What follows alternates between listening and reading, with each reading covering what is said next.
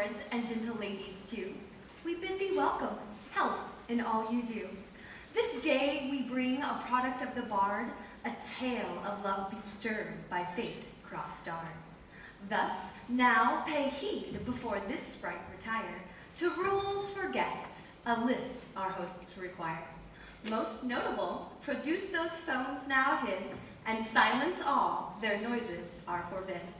I, camera action too, forswear apace, such light as glows forthwith is out of place. The law, forsooth, rules out recordings made of actors' speech or actions as are played. Enough, no more will trouble you with these laws.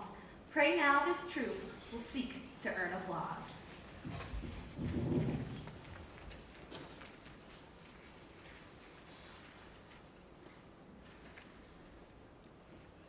Now, fair Hippolyta, our nuptial hour draws apace. 4 happy days brings another moon, but oh, methinks how slow this old moon wanes. She lingers in my desires like to a stepdame or a dowager, long withering out a young man's revenue.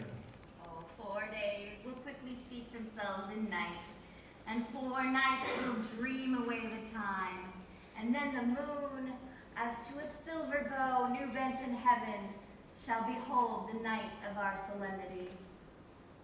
Go, Philostrate, stir up the Athenian youths. What's a ute?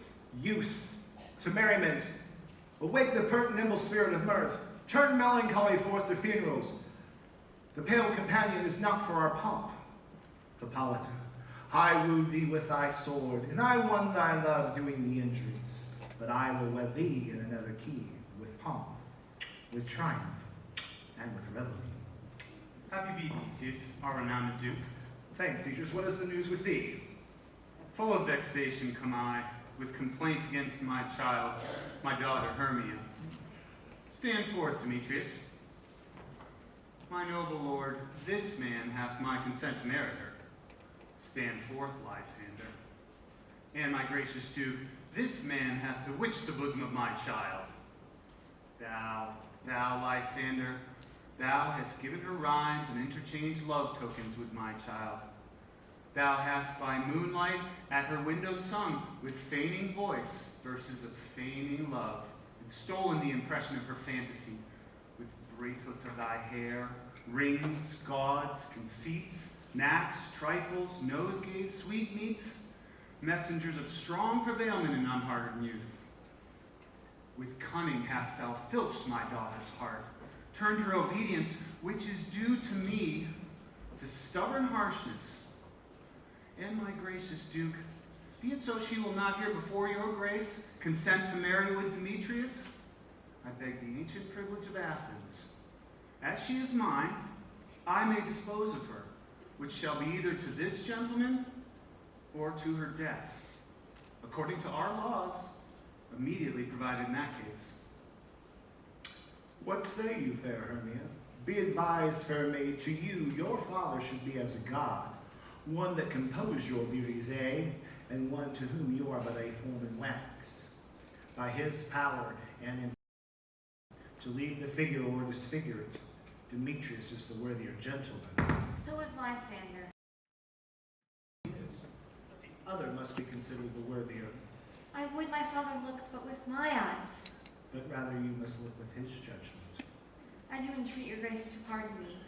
I know not by what power I made bold, nor how it may concern my modesty in such a presence here to plead my cause. But I beseech your grace that I may know the worst that may befall me in this case if I refuse to wed Demetrius.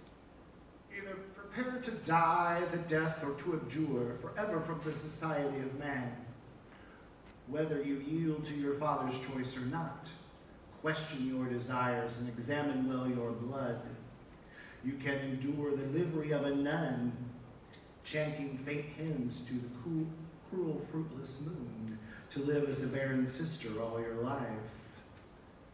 Thrice blessed are they that master so their blood, but earthlier happy is the rose distilled, than which withers on the virgin thorn, grows, lives, and dies in single blessedness. So will I grow, so live, so die, my lord, ere I will yield my virgin patent up into his lordship, whose unwished yoke my soul consents not to give sovereignty. Take time to pause, and by the next new moon, the sealing day betwixt my love and me, for our everlasting bond of fellowship, either on that day prepare to die for disobedience to your father's will, or marry Demetrius as he would, or on Diana's altar protest for austerity and single life. Relent, sweet Hermia, and Lysander yield thy crazed title to my certain right. You have her father's love, Demetrius. Let me have Hermia's, should you marry him. Scornful Lysander, true, he hath my love, and what is mine, my love shall render him. And she is mine, and all of my right of her, I do estate unto Demetrius. I am, my lord, as well derived as he, as well possessed, and my love is more than his. My fortunes in every way as fairly ranked, if not with vantage, as Demetrius's. And what is more than all these boasts can be, I am beloved of the beauteous Hermia. Why should I not then prosecute my right? Demetrius, I'll avouch it to his head, made love to Netter's daughter, Helena, and won her soul. And she, sweet lady, devoutly dotes in idolatry upon that spotted and inconstant man. I must confess that I have heard so much that Demetrius spoke thereof, and being overfull of self-affairs myself, my mind did lose it. But come, Demetrius, come, you shall go with me, for I have some private schooling for you both.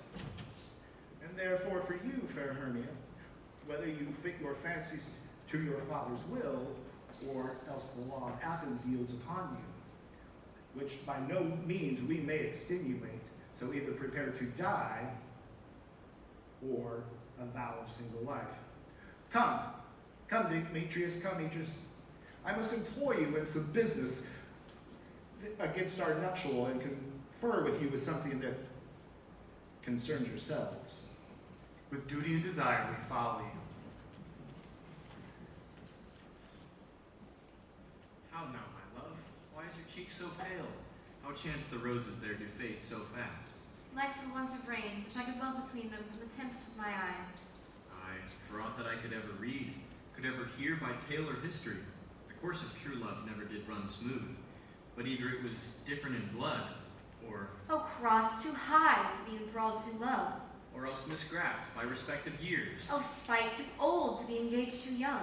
Maybe it stood upon the choice of friends. Hell to choose love by another's eyes. Or, if there were sympathy in choice, war, death, or sickness did lay siege to it, making it as momentary as a sound, and swift as any shadow, short as any dream, brief as the lightning in the colleague night, and in a spleen unfolds both heaven and earth, and ere a man hath power to say, behold, the jaws of darkness do devour it up. So quick the bright things come to confusion. If then true lovers have been ever crossed, it stands as an edict in destiny. Then let us take our trial patience, because it is a customary cross, as due to love as thoughts and dreams and sighs, wishes and tears, or fancy's followers. A good persuasion. Therefore hear me, Hermia. I have a widow aunt, a dowager of great revenue, and she hath no child. From Athens is her house, remote 7 leagues, and she respects me as her only son. There, gentle Hermia, may I marry thee, and to that place the sharp Athenian law cannot pursue us. If thou lovest me, then steal forth thy father's house tomorrow night, and in the wood, a league without the town, where I did meet thee once with Helena to do observance to a morn of May, there I will stay for thee. My good Lysander, I swear to thee, by Cupid's strongest bow, by his best arrow with the golden head, by the simplicity of Venus's doves, by that which missiles and prospers loves, and by that fire which burnt the Carthage queen when the false Trojan in the sail was seen, by all the vows that ever men have broke, in number more than ever women spoke. In that same place thou hast appointed me, tomorrow truly I will meet with thee. Keep promise, love. Look, here comes Helen. Godspeed, fair Helena. Whither away? Call you me fair? That fair again unsay. Demetrius loves you fair. Oh, happy fair, your eyes are lodestars, and your tongue sweet air, more tunable than lark to shepherd's ear. When wheat is green, when hawthorn buds appear, sickness is catching, were favor so. Yours would I catch, fair Hermia, ere I go. My ear would catch your voice, my eye your eye, my tongue would catch your tongue's sweet melody. Were the world mine, Demetrius being baited, the rest I'd give to you to be translated. Oh, teach me how you look, and with what art you sway the motion of Demetrius's heart. I frown upon him, yet he loves me still. Oh, that your frowns could teach my smiles such skill. I give him curses, yet he gives me love. Oh, that my prayers could such affection move. The more I hate, the more he follows me. The more I love, the more he hated me. His folly, Helena, is no fault of mine. None but your beauty, would that fault were mine. Take comfort. He no more shall see my face. Lysander and myself will fly this place. Before the time I did Lysander see, seemed Athens as a paradise to me. Oh then, what graces in my love do dwell, that he hath turned a heaven into a hell. Helen, to you our minds we will unfold. Tomorrow night, when Phoebe doth behold her silver visage in the watery glass, decking with liquid pearl the bladed grass, a time where lovers' flights doth still conceal, through Athens' gates we have devised to steal. And in the wood where often you and I, upon faint primrose beds, were wont to lie, emptying our bosoms of their counsel sweet, there my Lysander and myself shall meet. And thence from Athens turn away our eyes to seek new friends and stranger companies. Farewell, sweet playfellow, pray thou for us. And good luck grant thee thy Demetrius. Keep word, Lysander, we must starve our sight from lovers' food tomorrow deep midnight. I will, my love. Helena, adieu, as you on him, Demetrius dote on you.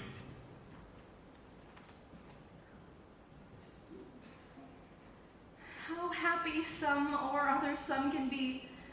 Through Athens I am thought as fair as she. But what of that? Demetrius thinks not so.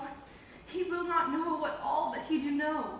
And as he errs, doting on Hermia's eyes, so I, admiring of his qualities, things base and vile holding no quantity, love can transpose to form and dignity.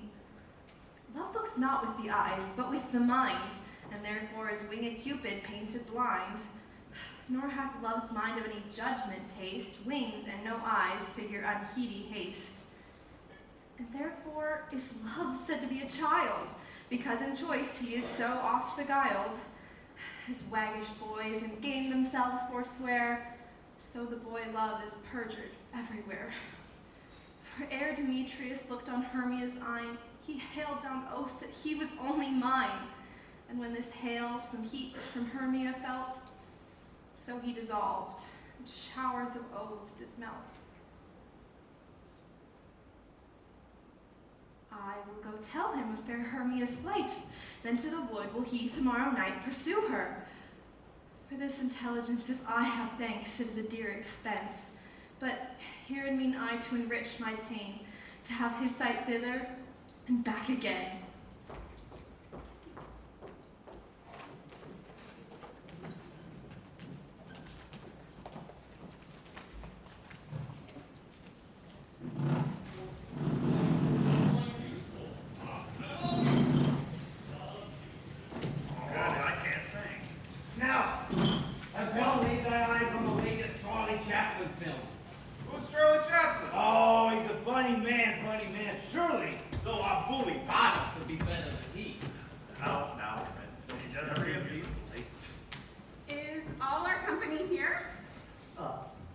You were best to call them generally, man by man, according to the script. Here is the scroll of every man's name which is thought fit through all Athens to play in our interlude before the Duke and Duchess on his wedding day at night. First would be the point. Say what the play treats on, the names of the actors, and then go to a point. Mary, our play is the most lamentable comedy and most cruel death of Pyramus and Thisbe. A very good piece of work, I assure you, and a merry. Now, the call forth your actors by the scroll. Masters, spread yourselves. Answer as I call you, Nick Bottom the Weaver. Ready. Name what part I'm for and proceed. You, Nick Bottom, are set down for Pyramus. What is Pyramus, a lover or a tyrant? A lover that kills himself most gallant for love. That will last some years in the true performing of it. If I do it, let the audience look to their eyes. I will move storms. I will condole in some measure to the rest. Yet my chief humor is for a tyrant. I can play Ericles rarely or hard to tear a cat into make all split. The raging rocks and shivering shocks shall break the locks of prison gates. and Phoebus's car shall shine from far, and make and mar the foolish fates. Oh, this was lofty. Now, name the rest of the players. This is Ericles' vein, a tyrant's vein. A lover is more condoling. Francis Luke the Fellows Mender. Here, Peter Quince. Flint, you must take Thisbe on you. What is this be? A wandering knight? It is the lady that Pyramus must love. Nay, Faith, let me not play a woman. I have a beard coming. That's all one. You shall play it in a mask, and you shall speak as you will. And I may hide my face. Let me play Thisbe too. I'll speak in a monstrous little voice. Thisbe, Thisbe, I entreated this my lover dear. my Thisbe dear and lady dear. No, you shall play Pyramus and flute to you, Thisbe. Well, proceed. Robin Starveling the tailor. Up here, Peter Quince. You, Thisbe's father, none the joiner. Here, Peter Quince. You, Pyramus's father, Snout the tinker. Do you even have the lion's part written? Pray you, if it be, give it me. I'm slow of study. As the lion, you can do it extemporum, for it's nothing but roaring. Let me play the lion too. I will roar that I will make any man's heart but to hear me. I will roar that I will make the Duke say, let him roar again, let him roar again. Arr! You should do it too terribly that you would fright the Duchess and the lady, and that would be enough to hang us all. That would hang us, every mother's son. Friends, I grant you, if you should frighten the ladies, I would say, should have no more discretion but to hang us. But I will aggravate my voice, and I will roar you as gently as any sucking dove. I will roar you, and 'twere any nightingale. You shall play no part but Pyramus! For Pyramus is a sweet-faced man, a proper man, as one shall see in a summer's day, a most lovely, gentleman-like man. Therefore you must needs play Pyramus. Well, I will undertake it. What beard were I best to play it in? Why, what you will. I will discharge it in either your straw-colored beard, or orange tawny beard, your purple and gray beard, or your French brown colored beard, your perfect yellow. Some of your French crowns have no hair at all, and then you would play a barefaced. But masters, here are your parts, and I would entreat you, request you, desire you to come them by tomorrow night and meet me in the palace woods a mile without the town by moonlight. There we shall rehearse our parts. For if we meet in the city, we will be dogged with company and our devices known. In the meantime, I will prepare a bill of property such as our play wants. I pray you fail me not. We will meet, and there we may rehearse most obscenely and courageously. Take pains, be perfect, Archie. At the Duke's Oak, we meet. Enough, hold the cut bowstrings.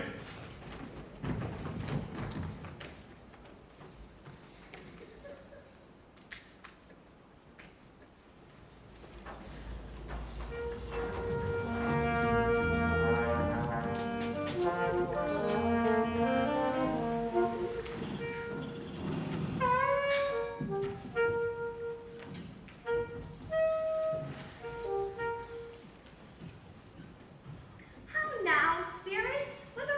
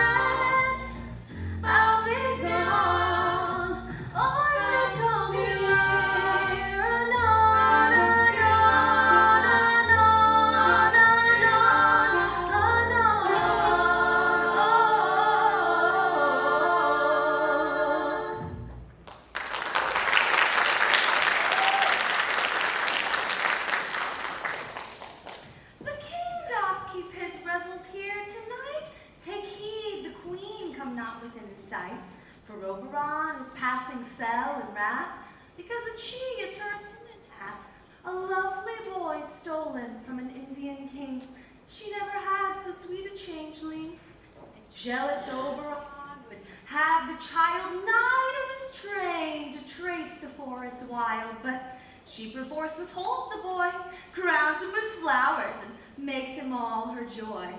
Now they never meet in grove or green, by fountain clear or spangled starlight sheen, but they do swear that all their elves for fear crawl into acorn cups and hide them there. Either I mistake your shape in making quite, or else you are that shrewd and knavish sprite called Robin Goodfellow. Are you not she who frightens the maidens of the villagery, skim milk and sometimes labor in the quern, and bootless make the breathless huswife turn, and sometime make the drink to bear no barn? Misled night wanderers laughing at their harm, those who hobgoblin you and call you sweet pup. You do their work, and they shall have good luck. Are you not she? Thou speakest aright. I am that merry wanderer of the night.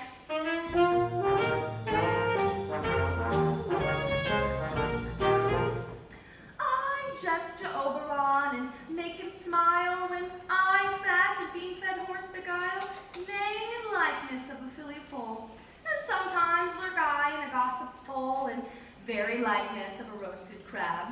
And when she drinks, upon her lips I do bob, and on her with her dewlap pour the ale, the wisest aunt telling the saddest tale.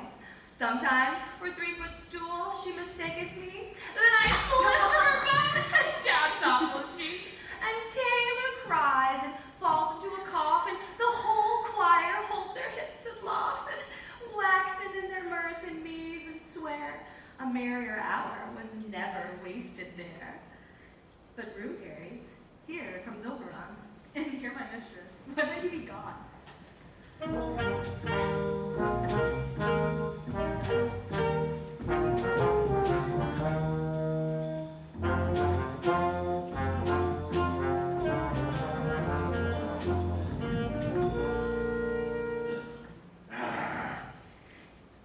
You're met by moonlight, proud Titania. What? Jealous Oberon. Fairies, skip hence, I have forsworn his bed and his company.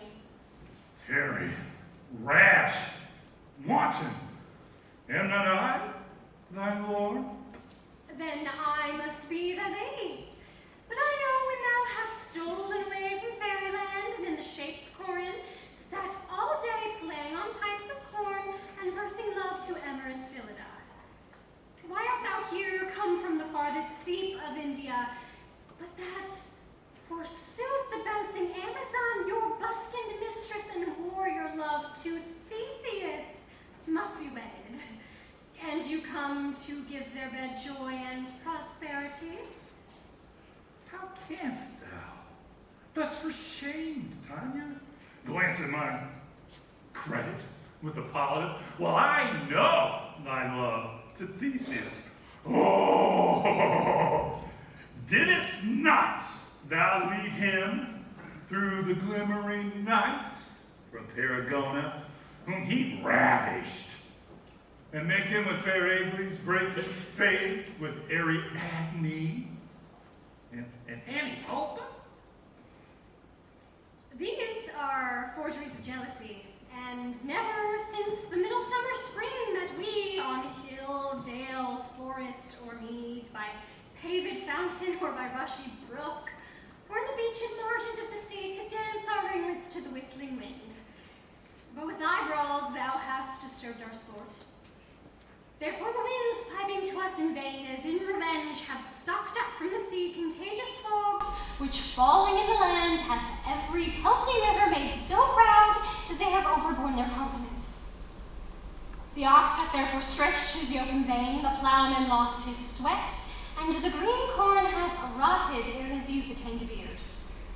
The fold stands empty in the drowned field, and crows are fatted on the moraine flock. The nine men's morris is filled with mud, and the quaint mazes in the wanton green for lack of tread are undistinguishable. The human mortals want their winter here.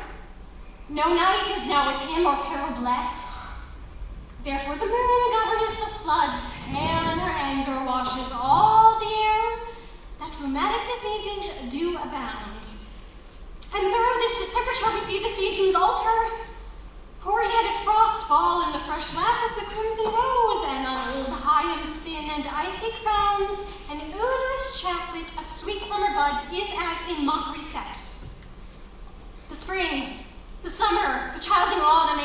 winter change their wonted liveries, and the maze of world by their increase now knows not which is which.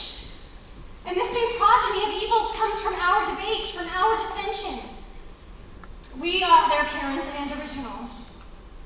How do you amend it then? In eyes of you, why should the tiny cross her Oberon? I do but beg a little changeling boy to be my henchman. Set your heart at rest. The fairyland buys not the child of me. At a fair vestal throned by the west, and loosed his love shaft smartly from his bow, as it should pierce 100,000 hearts. But I might see young Cupid's fiery shaft quenched in the chaste beams of the watery moon, and the imperial vultress passed on in maiden meditation, fancy free. Yet marked I where the bolt of Cupid fell.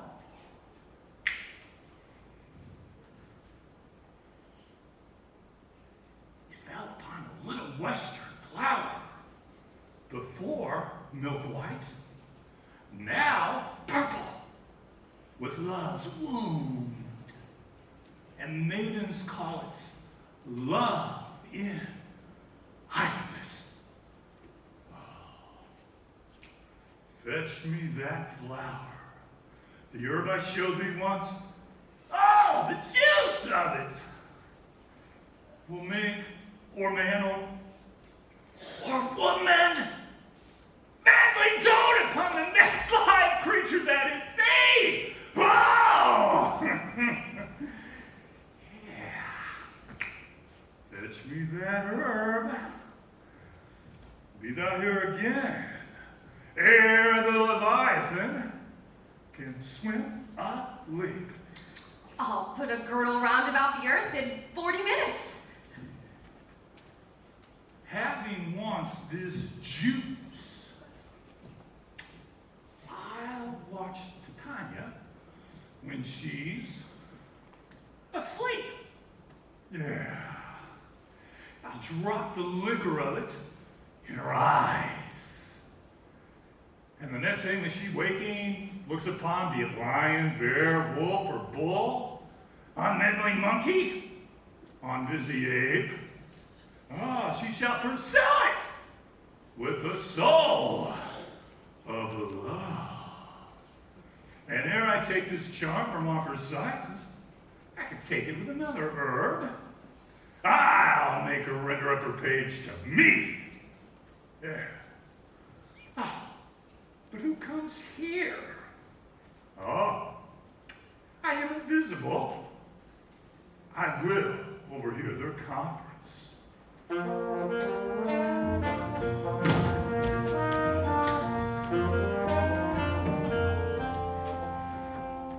I love thee not, therefore pursue me not. Where is Lysander and fair Hermia? The one I'll stay, the other stayeth me. Thou told me they were stolen unto this wood, and here I am in wood within this wood, because I cannot meet my Hermia. Hence, get thee gone, and follow me no more. You draw me, you hard-hearted adamant, but yet you draw not iron, for my heart is true as steel. Leave you your power to draw, and I shall have no power to follow you. Do I entice you? Do I speak you fair? Or rather, do I not in plainest truth tell you, I do not, nor I cannot love you?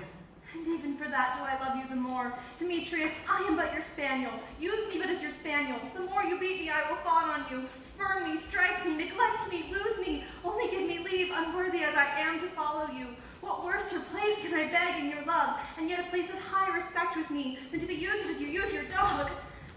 Tempt not too much the hatred of my spirit, for I am sick when I do look on thee. And I am sick when I look not on you. You do impeach your modesty too much. To leave the city and commit yourself into the hands of one that loves you not. To trust the opportunity of night and the ill counsel of a desert place with the rich worth of your virginity. Your virtue is my privilege, for that it is not night when I do look on thee, nor doth this wood lack worlds of company. For you, in my respect, are all the world.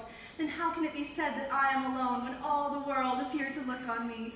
I'll run from thee and hide me in the brakes, and leave thee to the mercy of wild beasts. The wildest have not such a heart as you. Run when you will, the story shall be changed. Apollo flies, and Daphne holds the chase. The dove pursues the griffin. The mild hind makes speed to catch the tiger. Bootless speed when cowardice pursues and valor flies. I will not stay thy questions. Let me go. Or if thou follow me, do not believe that I shall do thee mischief in the wood. I in the temple, in the town, in the field do me mischief. Fie, Demetrius, your wrongs do set a scandal on my sex.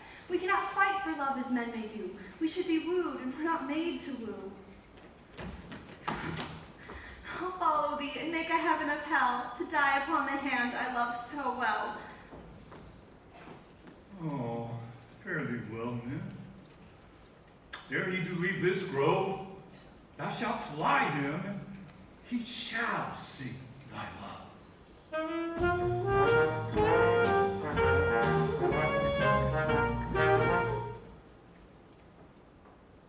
Hast thou the flower there? Welcome, wanderer. I know a bank where the wild thyme blows, where oxlips and the nodding violet grows, quite over canopy with luscious woodbine, with sweet musk roses, and with eglantine. There sleeps the thyme, some time of the night, lulled in these flowers, it dances in delight. And there the snake throws her enameled skin, weed wide enough to wrap a fairy in.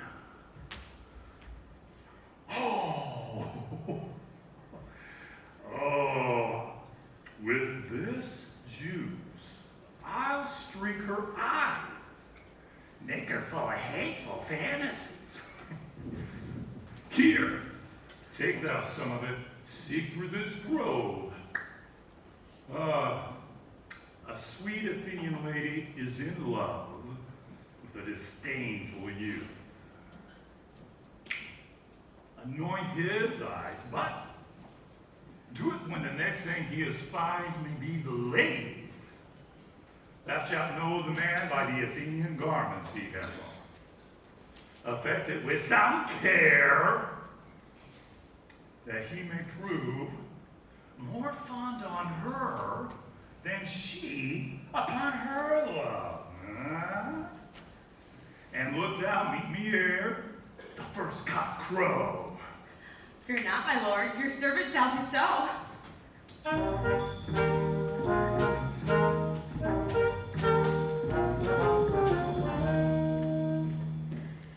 Come now, roundel and a fairy song. Then for the third part of a minute hence, some to kill cankers in the musk rose buds, some will war with rear mice for their leathered wings to make my small elves coats, and some hold back the owl that nightly hoots and wonders at our pink spirits. Sing me no to sleep, then to your offices, and let me rest.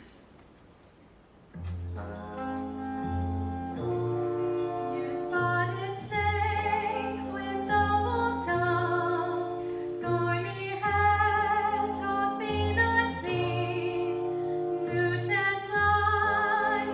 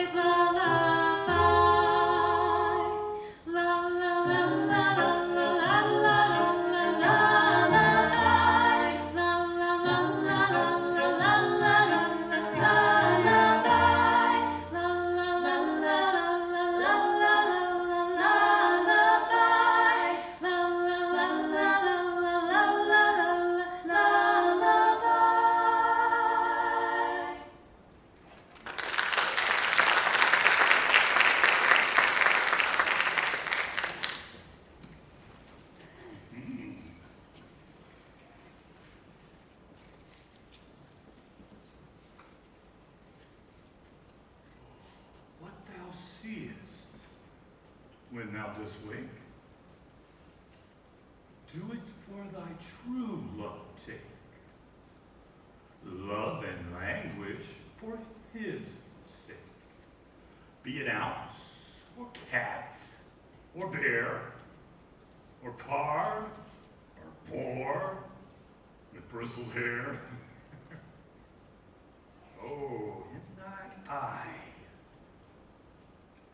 that shall appear. When thou wakest, it is thy dear.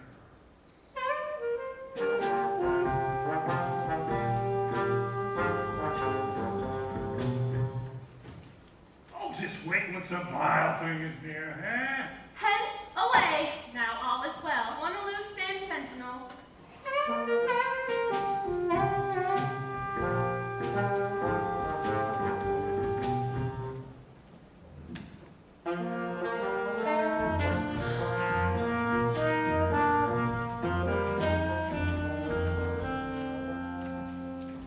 Fair love, you faint with wandering in the wood, and to speak troth, I have forgotten our way.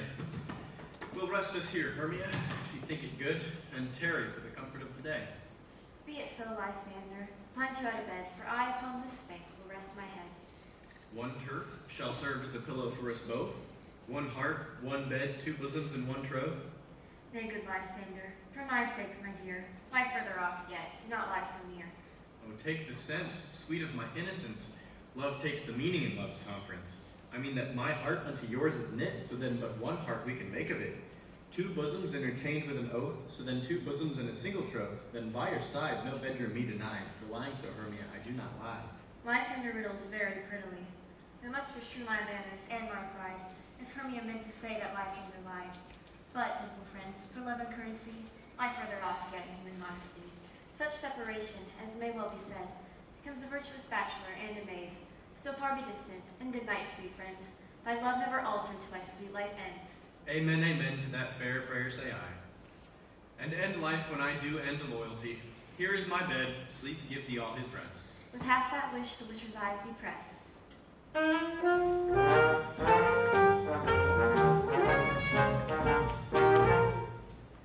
Through the forest have I gone, but Athenian found I none, on whose eyes I might approve this flower's force of stirring love. Night and silence, who is here?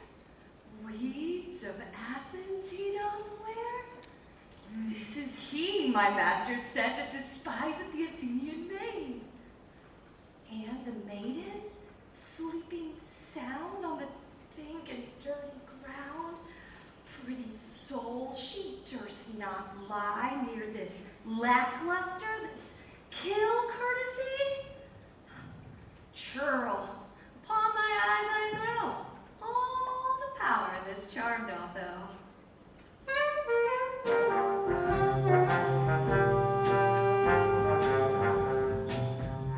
When thou wakest, let love forbid, sleep is seat on thy eyelid.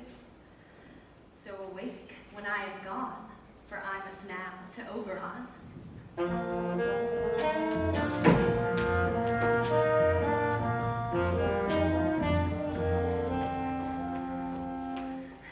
Stay, though thou kill me, sweet Demetrius. I charge thee hence, and do not haunt me thus. Wilt thou darkly leave me? Do not so. Stay on thy peril, I alone will go. Oh, I am out of breath in this fond chase. The more my prayer, the lesser is my grace. Happy is Hermia, whereso she lies, for she hath blessed and attractive eyes.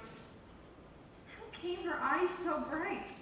Not with salt tears, if so, mine are more oftener washed than hers. No, I am ugly as a bear, for beasts that meet me run away for fear.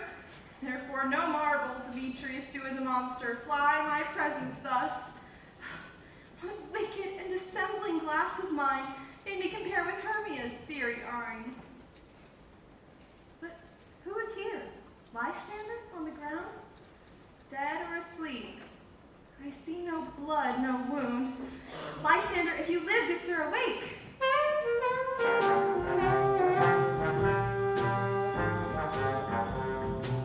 And run through fire parent, Helena, nature shows art, that through thy bosom makes me see thy heart. Oh, where is Demetrius? Oh, how fit a word is that vile name to perish on my sword. Do not say so, Lysander, say not so. What though he love your Hermia, Lord, what though? Yet Hermia still loves you, then be content. Content with Hermia? No, I do repent. The tedious minutes I with her have spent. Not Hermia, but Helena I love, who will not change a raven for a dove. The will of man is by his reason swayed, and reason says that you are the worthier maid. Things growing are not ripe until their season, and I being young till now ripe not to reason. And touching now the point of human skill, reason becomes the marshal to my will, and leads me to your eyes which I o'erlook, love's stories written in love's richest books. Wherefore was I to this keen mockery born? At what hands did I deserve this scorn? Is it not enough, young man, that I did never, no, nor never can, deserve a sweet look from Demetrius' eye? But you must flout my insufficiency? Oh, good troth you do me wrong, good sooth you do, in such disdainful manner me to woo. But fare thee well, perforce I must confess, I thought you a lord of more true gentleness. Oh, that a lady of one man refused, should of another be therefore abused. She sees not Hermia, Hermia sleep thou there, and never mayest thou come Lysander near. For as a surfeit of the sweetest things, the deepest loathing to my stomach brings. Or as the heresies that men do leave are hated most of those they did deceive. So thou, my surfeit and my heresy, of all be hated but the most of me. And all my powers address your love and might to honor Helen and to be her knight. Help me, Lysander, help me. Do thy best to pluck this crawling serpent from my breast. Ay, me for pity, what a dream was here. Lysander, look how I do quake with fear. Methought a serpent ate my heart away, and you sat smiling at his cruel prey. Lysander? What, removed? Lysander, Lord! What, gone? No sound, no word? Alack, where are you? Speak, and if you hear, speak of all loves. I swoon almost with fear. No, I well perceive you are not nigh. Either death or you, I'll find immediately. What hempen homespuns, we swaggering here so near the cradle of the fairy queen?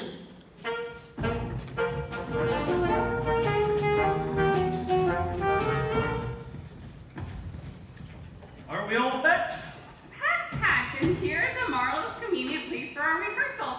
This green plat shall be our stage, this hawthorn break our tiring house, and we will do it in action as we will do it before the Duke. What? A play toward? I'll be an auditor. An actor too, perhaps, if I see cause. Peter Quince. What sayest thou, Bully Bottom? There are things in this comedy of Pyramus and Thisbe that will never please. First, Pyramus must draw a sword to kill himself, which the ladies cannot abide. How answer you that? I like a most perilous fear. I believe we should leave the killing out when all is done. Not a whit. I have a device to make all well. Write me a prologue, and let the prologue seem to say that we will do no harm with our swords, and that Pyramus is not killed indeed. And for the more better assurance, tell them that I, Pyramus, am not Pyramus, but Bottom the Weaver. This will put them out of fear.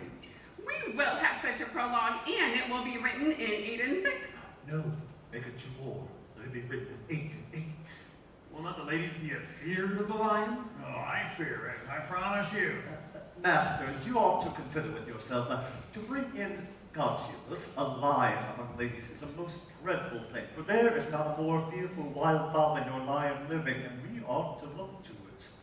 Therefore, another prologue must tell that he is not a lion. Nay, you must name his name, and half his face must be seen through the lion's neck, and he himself must speak through, saying thus, or to the same effect, ladies, or fair ladies, I would wish you, or I would request you, or I would entreat you not to tremble, not to fear, my life or yours. If you think I come hither as a lion, it were pity of my life. No, I am no such thing. I am a man, as other men are. And There indeed, let him name his name and tell them plainly he is snug the joiner. Well, it shall be so. But there is two hard things. That is to bring the moonlight into the chamber, for you know, Pyramus and Thisbe did meet by moonlight. Doth the moon shine at night when we play our play? A calendar. A calendar. Look in the almanac. Find out moonshine, find out moonshine. Yes, it doth shine at night. Why, then may you leave a casement to the great chamber window where we play open, and the moon may shine in at the casement. Aye, or else one must come in with a bush of thorns and a lantern and says he comes to disfigure or present the person of moonshine. Then there is another thing. We must have a wall in the great chamber, for so the story says, did Pyramus and Thisbe talk through a chink of a wall. You can't bring in a wall. What say you, Mom? Some man or other must present wall, and let him have some plaster or some loam or some rough cast about him to signify wall, or let him hold his fingers thus, and through that cranny shall Pyramus and Thisbe whisper. Well, if that may be, then all is well. Come, sit down, every mother's son, and rehearse your parts.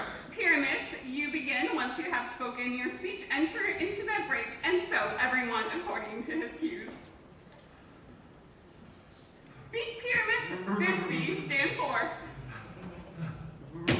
Speak, Pyramus. Thisbe, stand for. Thisbe, the flowers of odious savor sweet. Odors, odors. Odors, savor sweet. So hath thy breath, my dearest Thisbe dear. But hark, a voice. Stay thou but here a while, and by I will to thee appear. A stranger Pyramus than ever play to hear. Must I speak now? Mary, you must, for you must understand that he goes but to see a noise that he heard, and he is to come again. Most radiant Pyramus, most lily bright of hue, of color like the red rose on triumphant briar, most frisky juvenile, and eke most laughing Jew, as true as horse thou would yet never tire. I'll meet thee, Pyramus, at old Ninny's tomb.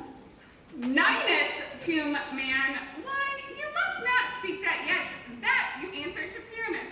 You speak all your parts at once, cues and all. Pyramus, enter, your cue is past, it is never tires. Oh, true as horse thou would yet never tire. All right, so... If I were fair!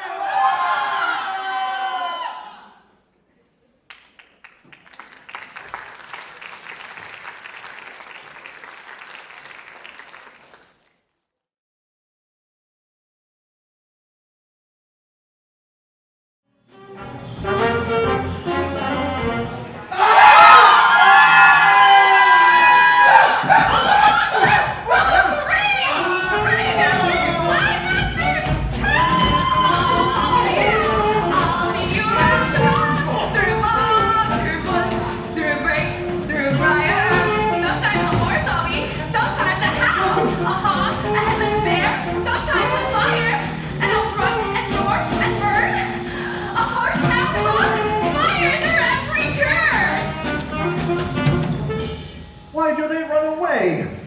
This is a knavery of them to make me a beaver. Oh, bottom, thou art changed. What do I see upon thee? What do you see? You see an ass head of your own, do you? Bless thee, bottom, bless thee, thou art translated.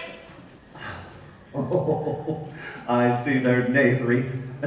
This is to make an ass of me, to frighten me if they could. But I will not stir from this place. Do what they can. I will walk up and down here, and I shall sing that they shall hear I am not afraid. And hit it!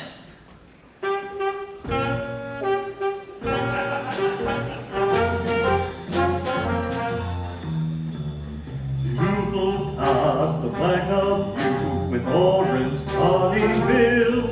The throstle with its note so true, the wren with little trill.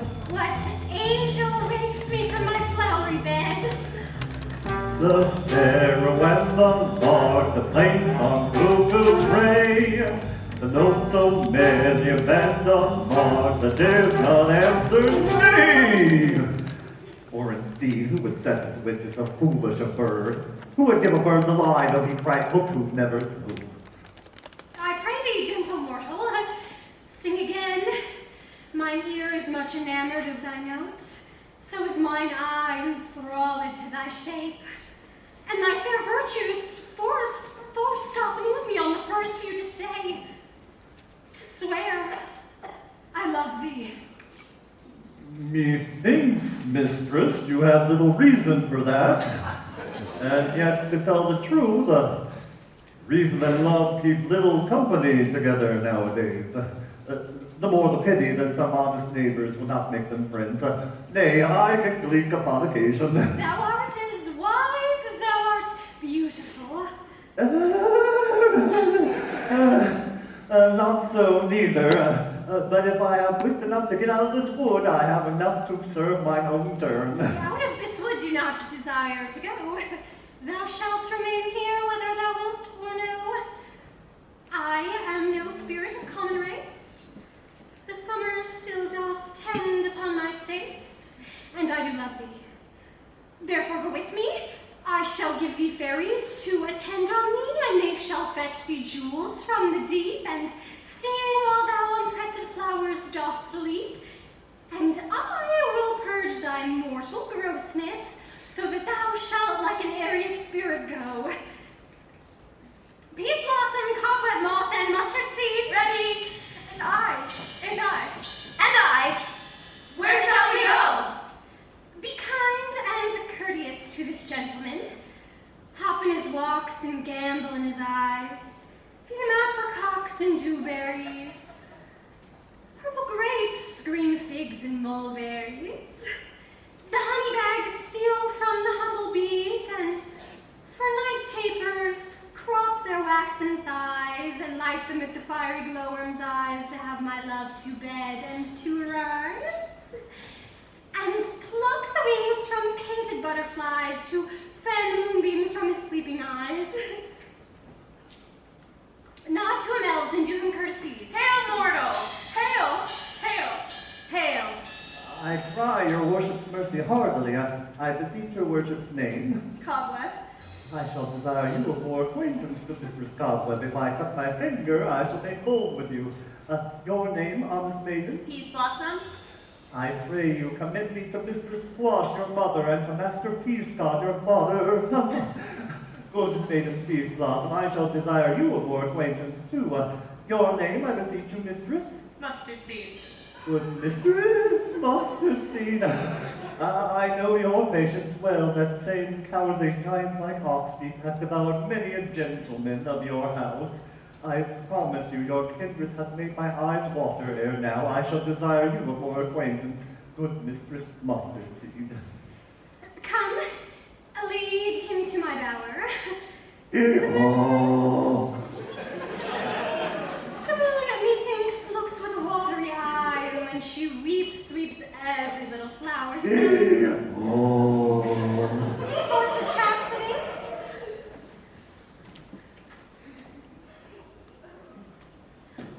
Tie my lover's tongue. Bring him silently.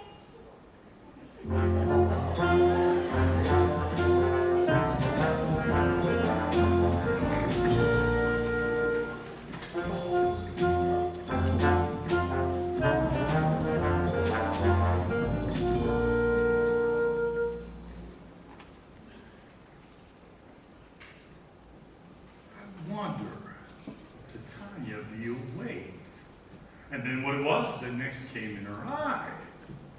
She must dote on extremity.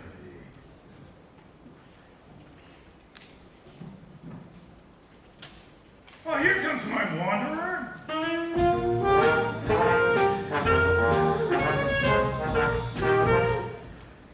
How now, man spirits?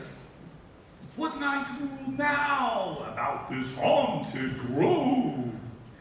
My mistress with the monster is in love. Near to her close and consecrated bower, while she was in her dull and sleeping hour.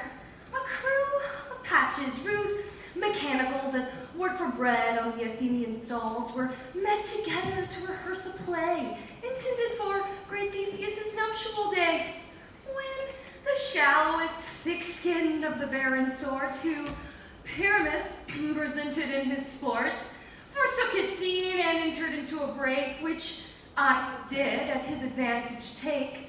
An ass's knoll I fix it upon his head, anon his Thisbe must be answered, and forth my mimic comes, when they him spy, like wild geese that the creeping fowlers fly, or russet padded chops, many in sort, rising and cawing at the gun's report, sever themselves and madly sweep the sky, so at his sight away his fellows fly, and at our stamp over and over one falls, he murder cries, and help from Athens calls.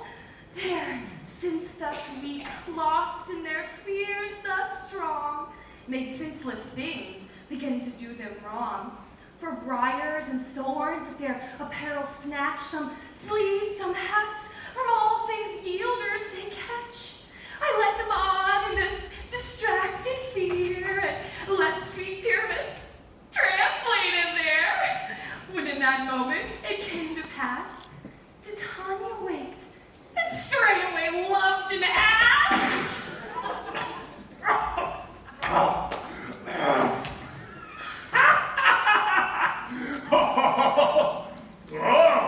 Oh, this falls out better than I could devise.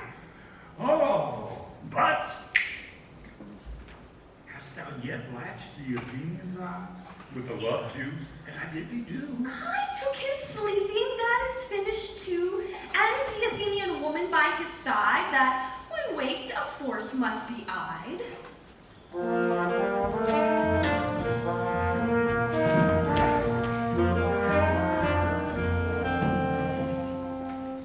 Stand close. This is the same Athenian. This is the same woman, but not this the man. Oh, why rebuke you him that loves you so? Lay breath so bitter on your bitter foe. Now I am a chide, but I should use thee worse. For thou, I fear, hast given me cause to curse. Thou hast slain Lysander in his sleep, bang our shoes in blood, plunge in the deep, and kill me too. The sun was not so true unto the day as he is to me. Would he have stolen away from sleeping Hermia? I'll believe as soon as this whole earth may be bored, that the moon may through the center creep, and so displease her brother's noontide with the Antipodes. It cannot be but thou hast murdered him, so should a murderer look, so dead, so grim. So should the murdered look, and so should I, pierced through the heart with your stern cruelty. Yet you, the murderer, look as bright, as clear, as yonder Venus in her glimmering sphere. What's this to my Lysander? Where is he? Ah, good Demetrius, wilt thou give him to me? I'd rather give his carcass to my hounds. Out, dog, out, cur! Thou drives me past the bounds of maiden's patience. Hast thou slain him then? Henceforth never be numbered among men. Oh, once tell true, even for my sake. Hast thou looked upon him being awake? And hast thou killed him sleeping? Oh, brave touch! Could not a worm, an adder, do so much? An adder did it, for with doubler tongue than thine, thou serpent, never adder stung. You spin your passion on a misprized mood. I'm not guilty of Lysander's blood, nor is he dead, for aught that I can tell. I pray thee, tell me then that he is well. Oh? And if I could, what should I get there for? A privilege, never to see me more. And from my hated presence part I so, see me no more, whether he be dead or no. There's no following her in this fierce vein. Here, therefore, for a while I will remain. So sorrow's heaviness doth heavier grow. For a debt that bankrupt sleep doth sorrow owe, which in some slight measure will pay, if for his tender here I beg some stay.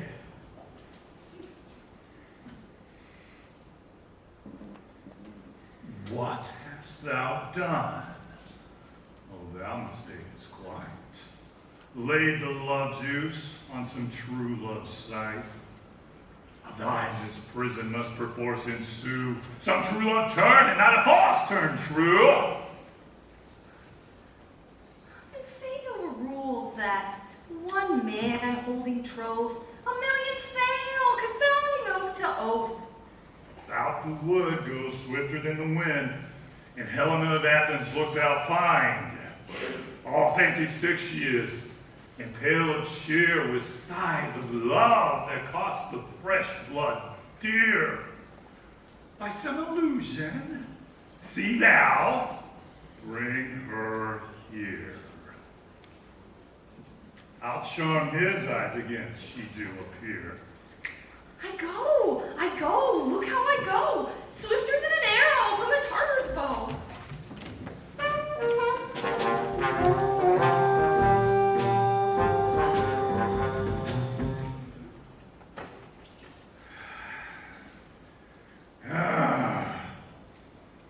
Flower of this purple dye, hit with Cupid's archery.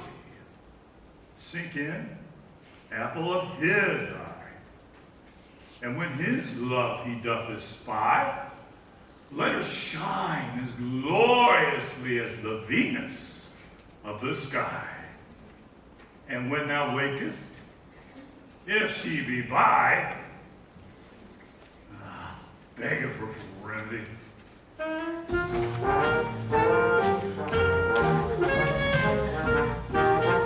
Captain of our fairy band, Helena is here at hand, and the youth mistook by me, pleading for a lover's fee. Shall we thereupon pageant see? Lord, what fools these mortals be! Stand aside. The noise that they make will cause Demetrius to awake. Then will two at once woo one? That must be needs for sport alone, and these things do best please me that befall preposterously.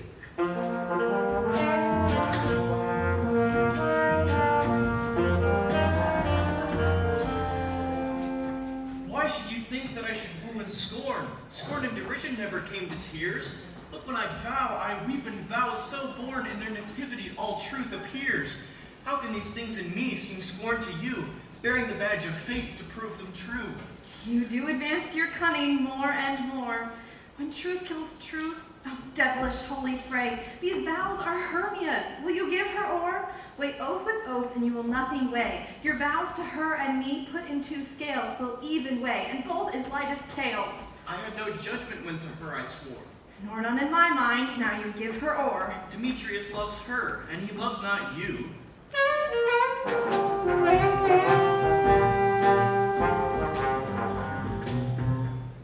Oh, Helen, goddess, nymph, perfect, divine. To what my love shall I compare thine eyne? Crystal is muddy, oh how ripened show. Thy lips, those kissing cherries tempting grow. That pure congealed white high doors of snow, fanned with the eastern wind, turns to a crow. When thou holst up thy hand, oh let me kiss this princess of pure white, this seal of bliss. Oh, spite! Oh, hell, I see you are all bent to set against me for your merriment. If you were civil and knew courtesy, you would not do me thus much injury. Can you not hate me, as I know you do, but you must join in souls to mock me too? If you were men, as men you are in show, you would not use a gentle lady so. To vow and swear and superpraise my parts, when I am sure you hate me with your hearts. You are both rivals and love Hermia, and now both rivals to mock Helena. A trim exploit, a manly enterprise, to conjure up tears in a poor maid's eyes with your derision. None of noble sort would so offend a virgin and extort a poor soul's patience, all to make you sport. You are unkind, Demetrius, be not so. For you love Hermia, this you know that I know. And here and now, with all my heart and with all goodwill, in Hermia's love I yield you up my part. And yours of Helena to me bequeath, whom I do love and will until my death. Never did mockers waste more idle breath. Lysander, keep thy Hermia, I will none. If ever I loved her, all that love is gone. My heart to her, but as guest-wise sojourned, and now to Helen it is home returned, there to remain. Helen, it is not so. Disparage the fate thou dost not know, lest to thy peril thou buy it dear. Look where thy love comes, yonder is thy dear.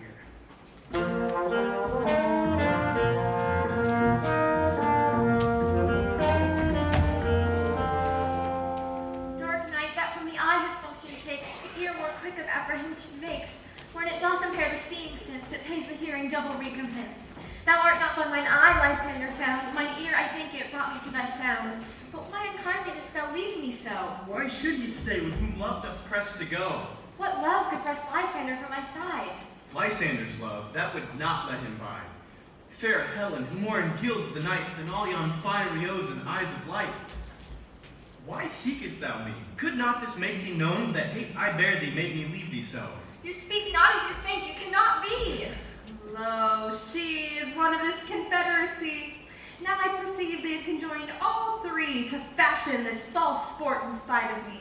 Injurious Hermia, most ungrateful maid, have you conspired, have you with these contrived to bait me with this foul derision? It is all the counsel we two have shared, the sisters' vows, the hours we have spent, and we have chid the hasty-footed time for parting us. Oh, is all forgot? All school-days friendship, childhood innocence? We, Hermia, like two artificial gods, have with our needles both created one flower, both on one sampler, both sitting on one cushion, both warbling of one song, both in one key, as if our hands, our sides, voices, and minds had been incorporate. So we grew together, like to a double cherry, seeming parted, but yet in union and partition. Two lovely berries molded on one stem, so with two seeming bodies but one heart. Two of the first like coats and heraldry, due but to one and crowned with one crest. Will you rend our ancient love asunder to join with men in scorning your poor friend? 'Tis not friendly, 'tis not maidenly. Our sex as well as I may chide you for it, though I alone would feel the injury. I am amazed by your words. I scorn you not, it seems that you scorn me. Have you not set Lysander as in scorn to follow me and praise my eyes and face, and set your other love Demetrius, who even now did spurn me with his foot, to call me goddess, nymph, divine, rare, precious, celestial. Wherefore speaks he this to her he hates? And wherefore doth Lysander deny your love, so rich within his soul, and tender me, forsook affection, but by your setting on, by your consent? What though I be not so in grace as you, so hung upon with love, so fortunate, but miserable most, to love unloved, that you should pity rather than despise? Understand not what you mean by this. I do, persever, counterfeit sad looks, make mouths upon me when I turn my back, hold the sweet jest up. Misfork, well carried, shall be chronicled. If you had any pity, grace, or manners, you would not make me such an argument. But fare thee well, 'tis partly my own fault, which death or absence soon shall remedy. Stay, gentle Helena, hear my excuse. My love, my life, my soul, fair Helena. Oh, excellent. Sweet, do not scorn her so. If she cannot entreat, I can compel. Thou canst compel no more than she can entreat. Thy threats have no more strength than her weak prayers. Helen, I love thee, by my life I do. I swear by that which I will lose for thee, to prove him false that says I love thee not. I say I love thee more than he can do. If thou say so, withdraw and prove it too. Quick, come. Lysander, where'd you tinsel this? Away, you cabbage. No, he'll seem to break loose. Take on as you would follow, but yet come not. You are tame, man, go. Off, thou cat, thou bird. Vile thing, or I will shake thee from me like a serpent. Why are you growing so rude? What changes this, sweet love? Thy love, out, tawny Tartar, out! Outloathed medicine, O hated potion, hence! Do you not jest? Yes, sooth, and so do you. Demetrius, I will keep my word with thee. I would I had your bond, but I perceive a weak bond holds you. I'll not trust your word. What, should I hurt her, strike her, or kill her dead? Although I hate her, I will not harm her so. What harm can you do me greater than hate? Hate me? Why for? Oh me, what news, my love? Am not I Hermia, or not you Lysander? I am as fair now as I was ere while. Since night you loved me, since night you left me. Why then you left me? Oh, the gods forbid. In earnest, shall I say? I, by my life, never did desire to see thee more. Therefore, be out of hope of question and of doubt. Be certain nothing is truer, and it is no jest, that I do hate thee, and I love Helena. Oh me, you juggler, you canker blossom, you thief of love. What, have you come by night and stolen my love's heart from him? Fine, in faith. What? Have you no modesty, no maiden shame, no touch of bashfulness? What? Will you tear impatient answers from my gentle tongue? Fie, you counterfeit, you puppet, you! Puppet? Why so? Aye, that way goes the game. I now perceive she hath made compare between our statures. She hath urged her height, and with her personage, her tall tall personage. Her height, forsooth, yet prevailed with him. And are you grown so high in his esteem because I am so dwarfish and so low? How low am I, thou painted maypole? Speak, how low am I? I am not yet so low, but that my nails can reach into thine eyes. I pray you, though you mock me, gentlemen, let her not hurt me. I was never cursed. I have no gift at all in truishness. Let her not strike me. Perhaps because she is something lower than myself, you think I can match her. Lower? Hark again! Good Hermia, do not be so bitter with me. I evermore did love you, Hermia, did ever keep your counsels, never wronged you. Save that, in love unto Demetrius, I told him of yourself into this wood. He followed you, for love, I followed him. But he hath chid me hence and threatened me, to strike me, spurn me, nay, to kill me too. So will you let me quiet go to Athens till I bear my folly back and follow you no further? Let me go, you see how simple and how fond I am. Why, get you gone. Who is it that hinders you?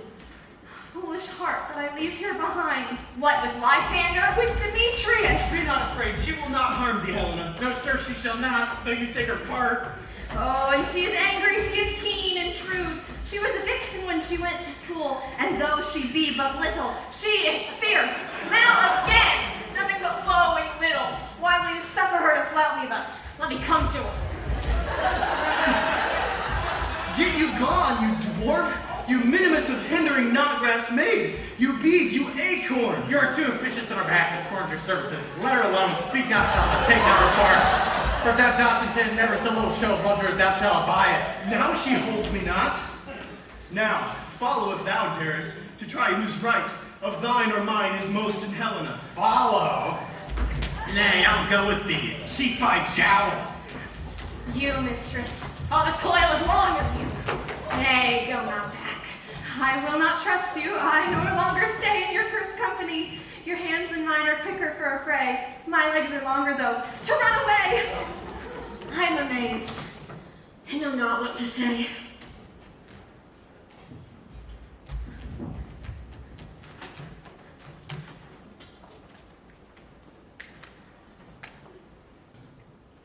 Oh, thou still mistakest.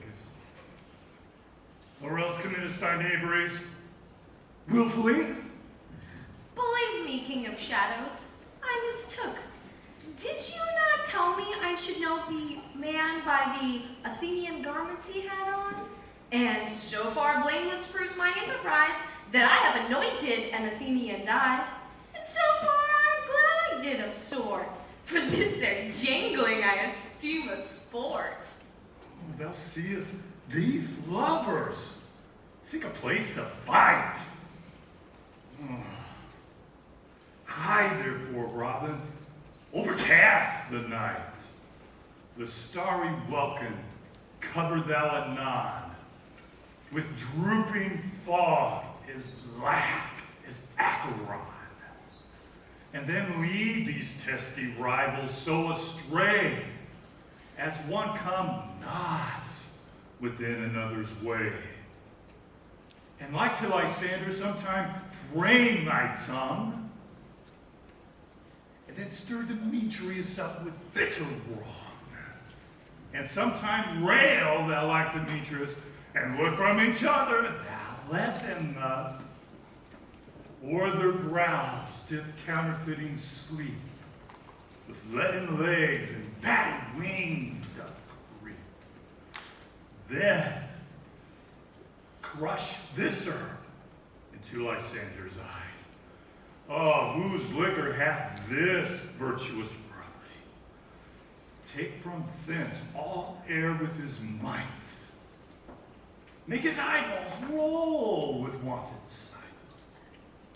And when they next awake, all this derision seem a dream and fruitless vision. And back to Athens shall the lovers wend, with league whose day till death shall never end. And whilst I in this affair do be employed, I'll to my queen invade the changeling boy. And then I will her charmed ivory release from monsters' view, and all things shall be peace. My fairy lord, this must be done in haste. For night's swift dragons cut the clouds full fast, and yonder shines Aurora's harbinger, at whose approach ghosts wandering here and there troop home to churchyards, damned spirits all, that in crossways and floods have burial, already to their wormy beds are gone, for fear lest day should look their shames upon. And willfully they exile themselves from light, for must I consort with black-browed night? We're spirits of another sort. Oh, I with the morning's love have oft made sport. And like a forester, the groves may tread, even to the eastern gate, all fiery red. Opening on Neptune with fair blessed beams. Oh, turns any yellow gold his soft green stream. Oh, but notwithstanding all haste, make no delay, oh, we may effect this business yet ere day. Up and down, I will lead them up and down. I in fear, field and town, goblin, lead them up and down. Here comes one. Where art thou, proud Demetrius? Speak thou now. Here, villain, drawn and ready, where art thou? I will be with thee straight. Follow me then to plainer ground. Lysander, speak again. Thou runaway, thou coward. Art thou fled?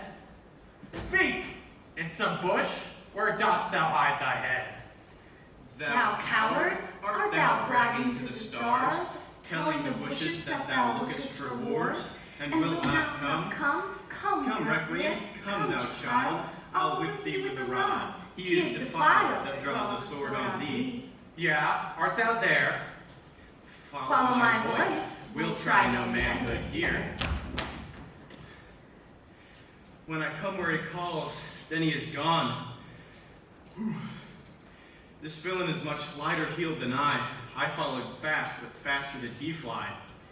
That fallen am I, in dark and uneven way, and here will rest me, come thou gentle day. For if but once thou show me thy grey light, I'll find Demetrius and revenge this spite. Ho, coward, why comest thou not? Abide me if thou darest.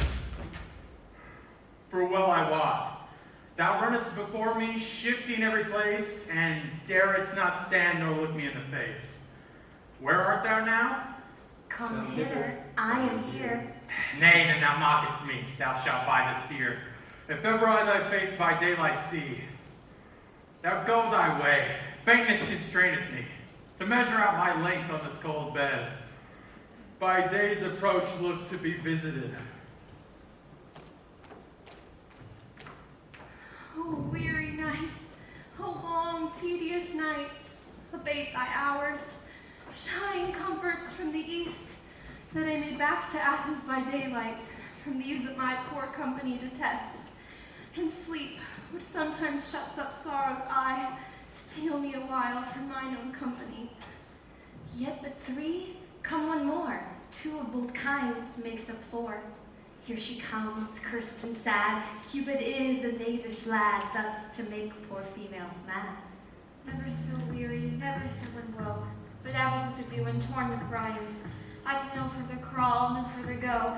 My legs can keep no pace with my desires. Here will I rest me till break of day.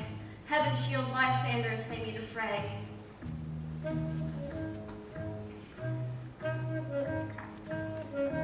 On the ground, sleep sound, I'll apply to your eye, gentle lover, remedy. When thou wakest, thou takest true delight in the sight of the former lady's eye, and the country pride.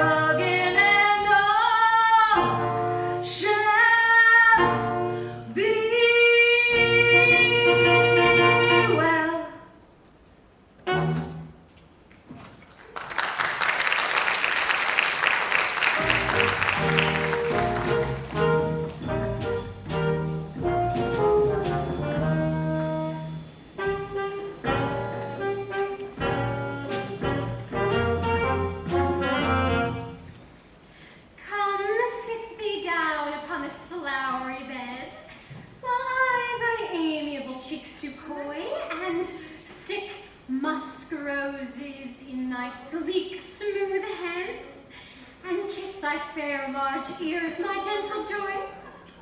There's Peas Blossom. Ready? Scratch my head, Peas Blossom. Where's Mistress Cobweb? Ready? Mistress Cobweb, get you your weapons in your hands and kill me a red-hipped humblebee on top of a thistle. And good mistress, bring me the honey bag. Do not fret yourself too much in the action, and have a care the honey bag break not. I would be loath to have you overflow with a honey bag. Where's Mistress Mustard Seed? Ready? Give me your niece, Mistress Mustard Seed. Pray you, plead your courtesy. What is your will? Nothing but to help the scratch. I must to the barber's, for methinks I am marbles hairy about the face, and I am such a tender ass, if my hair do but tickle me, I must scratch. What will thou hear some music, my sweet love? I have a reasonable good ear of music. Let's have the tongs and the bones. Or say, sweet love, what thou desirest to eat? Truly, a peck of provender. I could munch your good dry oats.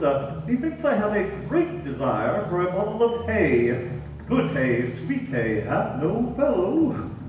I have a venturous fairy that shall seek the squirrel's hoard and fetch thee new nuts. I'd rather have a handful or two of dried peas, but I pray you, let none of your people stir me. I have an exposition of sleep come upon me. Sleep thou, and I will wind thee in my arms. The fairies be gone, and be always away. So doth the woodbine, the sweet honeysuckle gently entwist. So the female ivy enrings the barky fingers of the elm. Oh, how I love thee, how I dote on thee.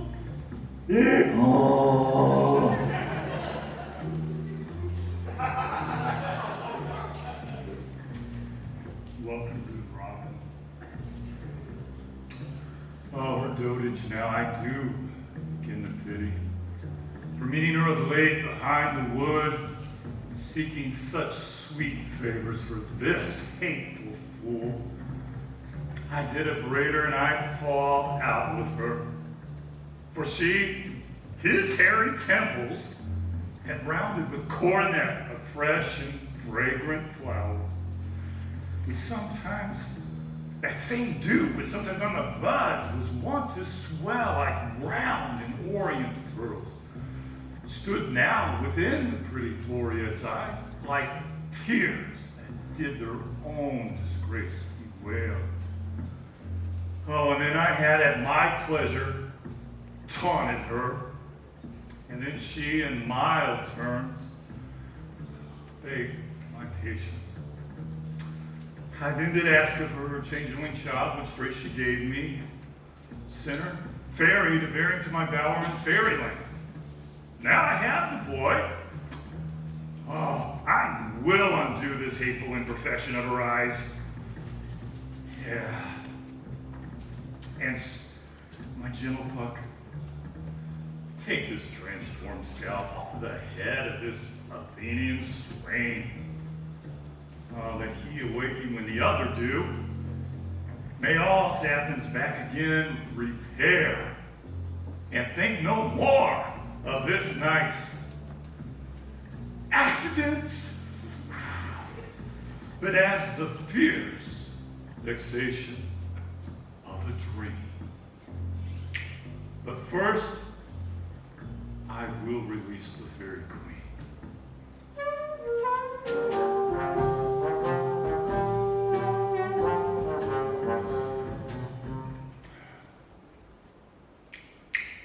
Thou, be as thou wast wont to be. See as thou wast wont to see. Oh, Dian's bud or Cupid's flower has such force and blessed power. And now, my Titania, wake you, my sweet queen. My Oberon, what visions have I seen? I was enamored of an ass.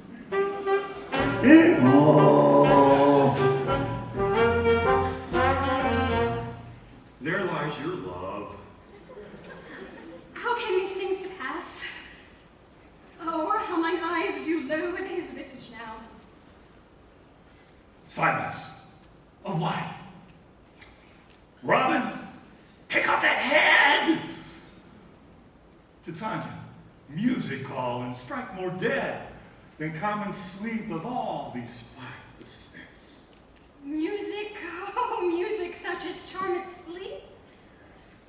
Now when thou wakest, with thine own fool's eyes peep. Sound music. Come, my queen, take hands with me. Rock the ground whereon these sleepers be.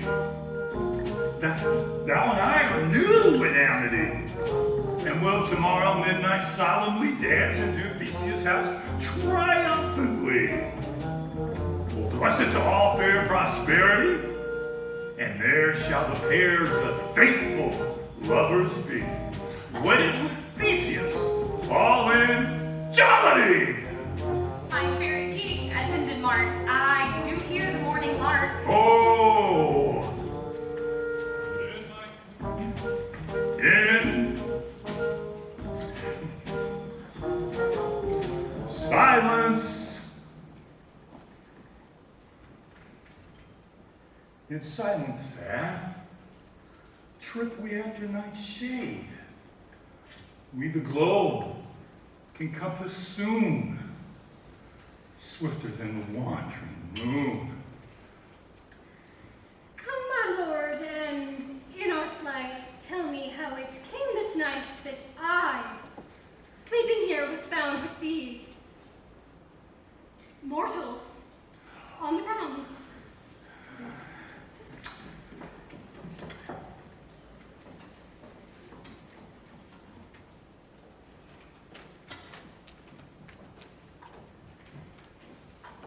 Go, one of you. Find out the forester. And now that our observation is performed, and since we have the wayward of the day, my love shall hear the music of my hounds, uncoupled in the western valley. We will dispatch, go find the forester. My love, we will go to the top of the mountain and mark the musical confusion of hounds and echo in conjunction. I was with Hercules and Cadmus once, when in a wood of Crete they bade the bear with hounds of Sparta. Never have I heard such gallant chiding, for besides the groves, the skies, the fountains, every region near seemed all one mutual cry. I have never heard so musical a discord, such sweet thunder. My hounds are bred out of the Spartan kind, so flued, so sanded, and their heads hung with ears that sweep away the morning dew, prick-kneed and dewlapped like Thessalian bulls. Slow in pursuit, the mouths matched like bells, each under each a cry more tunable, was never spoken to or hollow or cheered with horn. In Crete, in Sparta, in Thessaly, but judge when you hear but soft. But what nymphs are these? My lord, this is my daughter here asleep, and this Lysander, this Demetrius is, this Helena, old Netter's Helena. I wonder if they're being here. No doubt they came here early and to observe the rite of May, and came here hearing our intent, came to embrace our solemnity.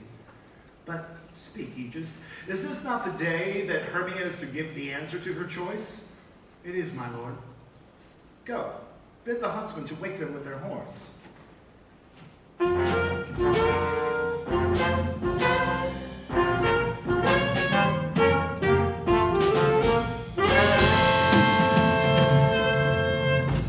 Good morrow, friends. St. Valentine is past, but these wood birds do begin to couple. Pardon, my lord. Pray you stand up. I know you two are rival enemies, but how come this gentle concord in the world? This fear to sleep by hate and fear no enmity? My lord, I shall reply amazedly, for for half asleep and half awake. But as yet I swear I cannot truly say how I came here. But as I think, for truly I would speak, and now I do bethink me, so it is. I came with Hermia hither. Our intent was to be gone from Athens. Enough, enough, my lord, you have enough. I think the law upon his head. They would have stolen away. They would have, Demetrius, thereby to have defeated you and me. You of your wife, and me of my consent that she be your wife. My lord, fair Helena told me of their stealth, of this their purpose hither to this wood, and I in fury followed them. Helena in fancy following me. But, my good lord, I would not by what power, but by some power it is, my love to Hermia. Melted as the snow seems to me now is the remembrance of an idol god, which in my childhood I did dote upon, and all the faith, the virtue of my heart, the object and pleasure of my eye, is only Helena. To her, my lord, was I betrothed ere I saw Hermia, but like a sickness did I come to loathe this food, but as in health, come to my natural taste. Now do I wish it, love it, long for it, and will forevermore be true to it. Fair lovers, you are fortunately met, and of this discourse I will hear anon. Aegis, I am overbearing your will, for in the temple by and by with us these couples shall be eternally knit. We will set our purpose hunting away, and you will go with us to Athens, 3 and 3. We will hold a feast in great solemnity. Come, Hippolyta. These things seem small and indistinguishable, like far-off mountains turning into clouds. Yes, I see these things with parted eye, but everything seems double. So methinks, and I found Demetrius like a jewel, mine own and not mine own. Are you sure that we are awake? It seems to me that yet we sleep we dream. Are not you sure the Duke was here and bid us follow him? Yeah, and my father. And Hippolyta. And he did bid us to follow him to the temple. Why, then we are awake. Let us follow him. And by the way, let us recount our dreams.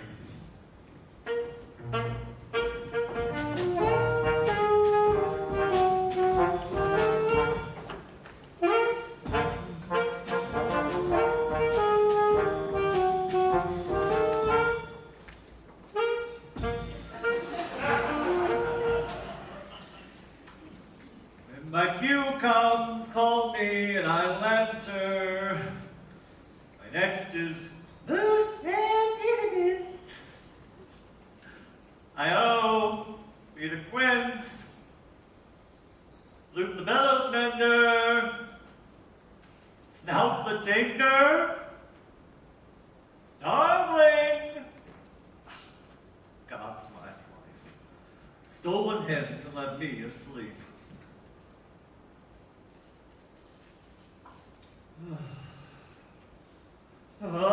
I have had the most rare vision. I have had a dream, past the wit of man to say what dream it was. Man is but an ass if he go about to expound this dream. He thought it was, there's no man can tell what. Methought I was, and methought I had. But man is but a half fool if he were to offer to say what methought I had. The eye of man hath not heard, the ear of man hath not seen, man's hand is not able to taste, his tongue to conceive, nor his heart to report what my dream was. I shall get Peter Quince to write a ballad of this dream. It shall be called Bottom's Dream, because it hath no bottom. And I will sing it at the latter end of a play before the Duke. Peradventure, to make it the more gracious, I shall sing it at her death.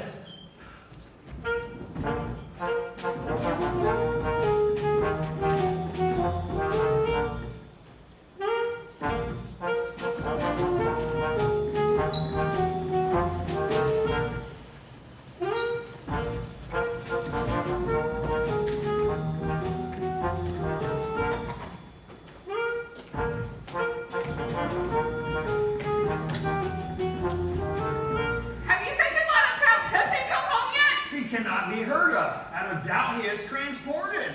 If he comes not, then the play is marred, it goes not forward, doth it? It is not possible there is not a man in all Athens able to discharge Pyramus but he. No, he hath simply the best wit of any handicraftsman in all Athens.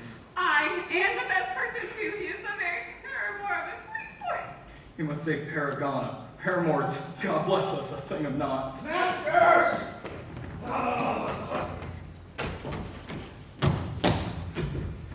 Masters, the Duke is coming from the temple with 2 or 3 lords and ladies more merry. If we had gone forward, we'd be made men. Oh, sweet bully bottom, thus has he lost 6 a day in his life. He could have not scathed 6 a day, and the Duke had not given him 6 a day for playing Pyramus. He would have not deserved it. I'll be hanged. 6 a day, Pyramus or nothing. Where are these lands? Where are these hearts? Oh, most wondrous day! Oh, happy day! Masters, I am to discourse wonders. But ask me not what, for if I tell you, I am not true obedient. I shall tell you everything right as it fell out. Let us hear it, sweet bottom. Not a word of me. All I will tell you is that the Duke hath died. Get your apparel together. Good strings to your beads, new ribbons to your pumps. Meet presently at the palace. Every man look o'er your part, for the long and the short of it is our play is preferred. In any case, let Thisbe have clean linens. Let not him the place lie a pair his nails, where they shall hang up for the lion's claws. Arr. And most dear actors, eat no onions nor garlic, or we are to utter sweet bread, and I have no doubt but hear them say it is a sweet comedy. No more words, away! Go away!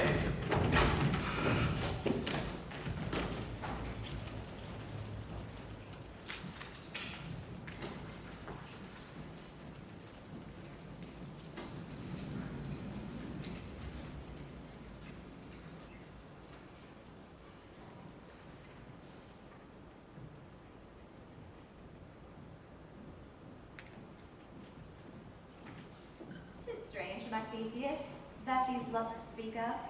More strange than true than I may never believe these antique fables nor these fairy toys. Lovers and madmen have such seething brains, such shaping fantasies than ever comprehends, more cool reason than ever apprehends. The lover and the madman and the lunatic, they're all imagination compact. One sees more hell than more devils can hold. That is the madman. The lover, all a frantic, sees Helen's beauty in the brow of Egypt. The poet's eye, in a fine frenzy rolling, doth glance from heaven to earth and earth to heaven. As imagination bodies forth, the poet's pen turns these shapes into things and gives airy nothing a local habitation and a name. Such strange imagination that brings that joy. One is the bringer of that joy. Or, in the night, imagining fear, how else a bear suppose a bush? But all the story of the night told over, and all their minds transfigured so together, more witnesseth than fancy's images, grows to something of great constancy, but howsoever strange and admirable. Here come the lovers. Joy of fresh days and love accompany your hearts. More than to us. Wait in your royal walks, your board and your bed. What mask, what music shall we have to while away this torturing hour between dinner and bedtime? Where is our manager of mirth? Here, mighty Theseus. What abridgment do you have for us? What music, what dances shall we beguile away this hour? There's brief how many sports are right. Make choice of which your highness will see tonight. The battle of the centaurs to be sung by an Athenian eunuch to the harp? Ooh, none of that. That is old, and I have told my love and glory of my kinsman Hercules. The riot of the tipsy bacchanals tearing the Thracian singer in their rage? Oh, that is an old device when I was last a conqueror come from Thebes. The Thrias three muses mourning for the death of learning, late deceased in beggary. Oh, that is some keen satire, critical and not with a nuptial ceremony, no.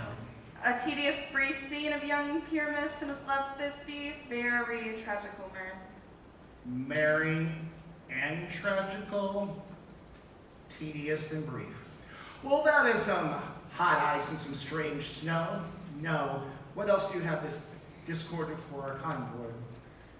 A play there is, my lord, some 10 words long, which is as brief as I have known a play, but by 10 words, my lord, it is too long. For in all the play, never one player apt, one player fitted, and tragical, my noble lord, it is. For Pyramus therein doth kill himself, which, when I saw rehearsed, I must confess, made mine eyes water, but more merry tears, the passion of wild laughter never once shed. What are they that do play it? Hard-handed men that work in Athens here, which never labored on their minds till now, and have come to toil their unrest memories against your nuptial. Then we will hear it. No, my noble lord, it is not for you. I have heard it, and it is nothing in this world unless you can find sport in their intense, extremely Intent is all for your delight. We are not here that you should hear repent you. The actors are handed by their show. You shall know all that you would like to know. This lovely lady doth stand on points. She hath rid her prologue like a rough colt. She knows not to stop. A good moral, my lord. It is not enough to speak, but to speak true. Indeed, she hath played upon this prologue like a child on a recorder, as sound, but not in governance. Her speech is like a tangled chain, nothing impaired, but all disordered. Who is next? Gentles, perchance you wonder at this show, but wonder on till truth makes all things plain. This man is Pyramus, if you would know. This beauteous lady, Thisbe, is certain. This man with lime and rock cast doth present wall. Oh, yeah! That vile wall which did these lovers sunder, and through walls chink poor souls, they are content to whisper, at the which let no man wonder. This man with lantern, dog, and bush of thorn presented moonshine. For if by moonshine did these lovers think no scorn to meet at Ninus' tomb, there to move. This grisly beast, which Lion had by name, the trusty Thisbe, coming first at night, did scare away or rather did affright. And as she fled, her mantle she did fall, which Lion vile with bloody mouth did stain. Anon comes Pyramus, sweet youth and tall, to find his trusty Thisbe's mantle slain. Whereat with bloody, blameful blade, he bravely broached his boiling, bloody breast. And Thisbe, tearing in the mulberry shade, his dagger drew and died. For all the rest, let lion, moonshine, wall, and lovers twain at large discourse, while here they do remain. I wonder if the lion need to speak. No remedy, my lord. One lion may when many asses do. In this same interlude, it doth befall that I would now by name present a wall. And such a wall as I would have you think that had in it a cranny hole or chink, through which the lovers Pyramus and Thisbe did whisper often, very secretly. This loam, this rock cast, this stone doth show that I am the same wall. The truth is so. And this that cranny is, right and sinister, through which the people lovers are to whisper. Would you require lime and hair to speak better? It is the wittiest partition that ever I heard discourse, my lord. Pyramus draws near the wall. Silence. O grim-looked knights, O knights, with you so black, O knights, whichever art, when day is not. O knights, alack, alack, alack. I fear my Thisbe's promise is forgot.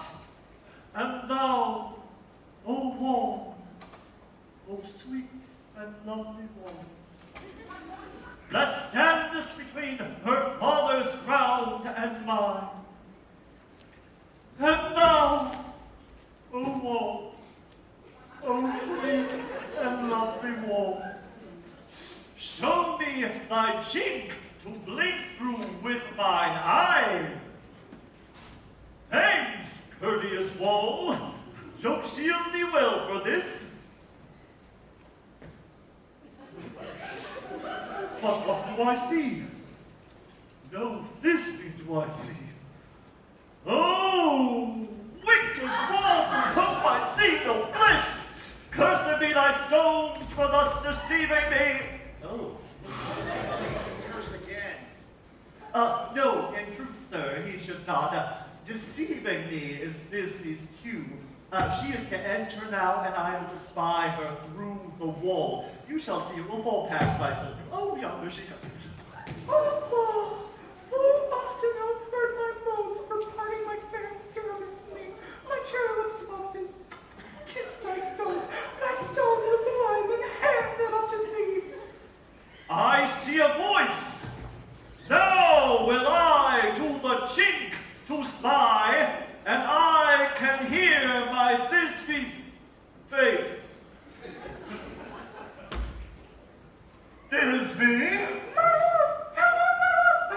Think what I wilt, I am thy lover's grace, and like lavender am I trusty still. And I like Helen till the fates me kill. Not Shafalus to Procris was so true.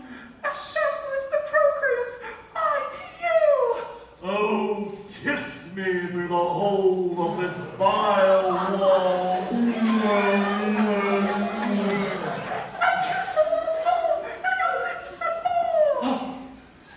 Wilt thou at Ninny's tomb meet me? Ninny's tomb! Meet me straight away! Time life, time death, and come without delay!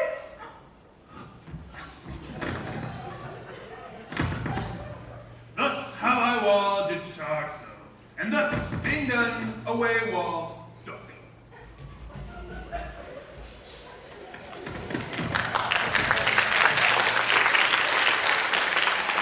No remedy, my lord, when walls are so willful to hear without warning.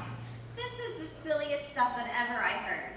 The best in this kind are but shadows, and the worst are no worse if we amend their imagination. It must be your imagination then, and not theirs. If we imagine no worse of them than they of themselves, they might be decent men. But here come two noble beasts, a man and a lion.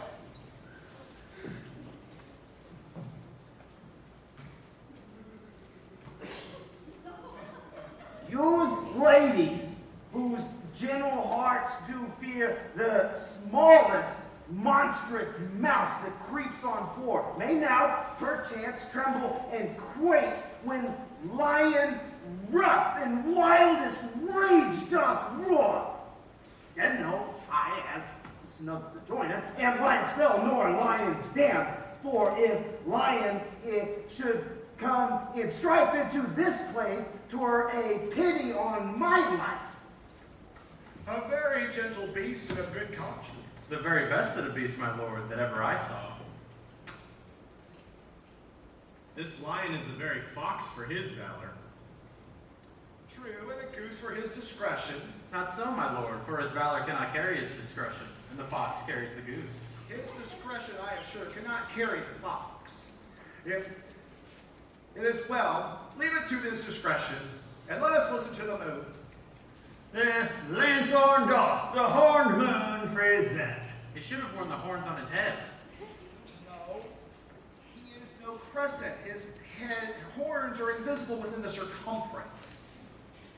This lanthorn doth the horned moon present. Myself, the man in the moon, do seem to be. Oh, this is the greatest error of them all. The man should be in the moon. He dares not come there for the candle, for you see, it is already in snuff. I'm weary of this moon. Would he would change? Oh, it appears by his small light of discretion that he is in wane, but yet we must stay the time. Proceed, moon.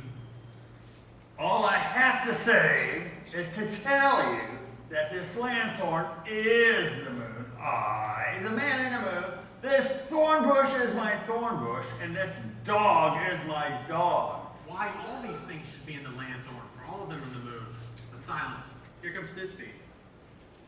This old man's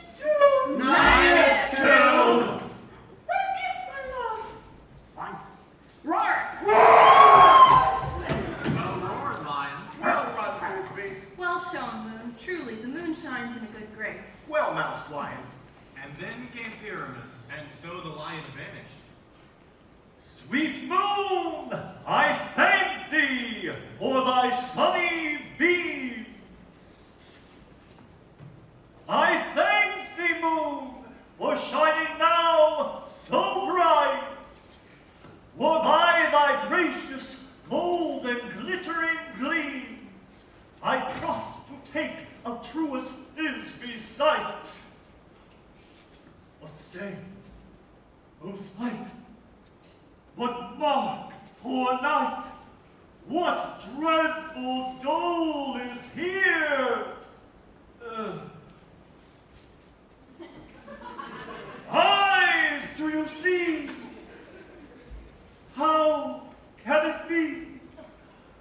Oh, dainty duck, oh dear, thy mantle good, but stained with blood. Approach ye, furies fell. Oh, fates, come, come, cup red and thrum, quail, crush, conclude, and quell. This passion and the death of a friend would make a man look sad.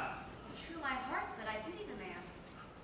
Oh, wherefore nature didst thou lions spring, since lion vile hath here deflowered, devoured, my dear, which is, no, which was the fairest dame that lived, that loved, that liked, that looked with cheer. Come, tears confound, outsword and wound the path of Pyramus. Left path. Left path. Aye, the left path, where the heart doth hop.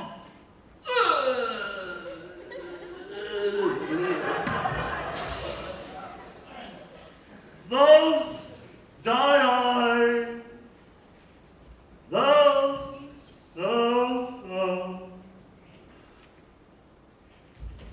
Now am I dead. Now am I fled. My soul is in the sky. Turn loose thy light. Moon, take thy flight. Moon, take thy flight.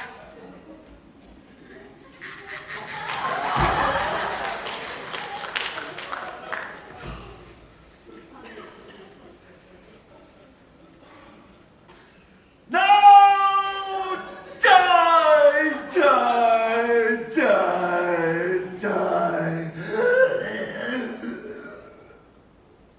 Die. No die, but an ace for him.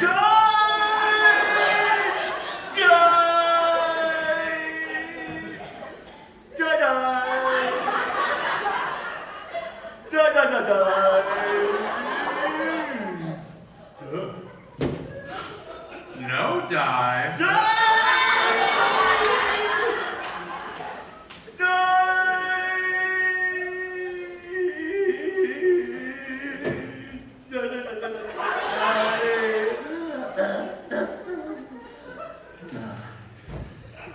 No die, but an ace for him, for he is but one. Less than an ace, man, for he is dead.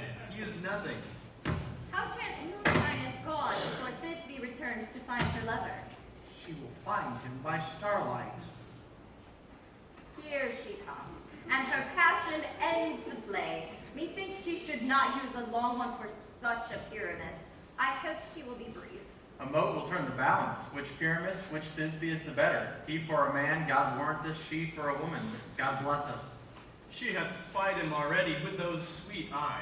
And thus she means videlicet. Asleep, my love. What death, my dove? Oh, Pyramus, arise. Speak, great dove. Dead, a tomb must cover thy sweet eyes. These lily lips, this cherry nose, these yellow cowslip cheeks are gone. Lovers make moan, his eyes were as green as leeks. Oh, sisters three, come to me with hands as pale as milk. Lay them in gore since you have shorn the shears his thread of silk. Come, matter word, come, trusty sword, come, blade thy breasted robe.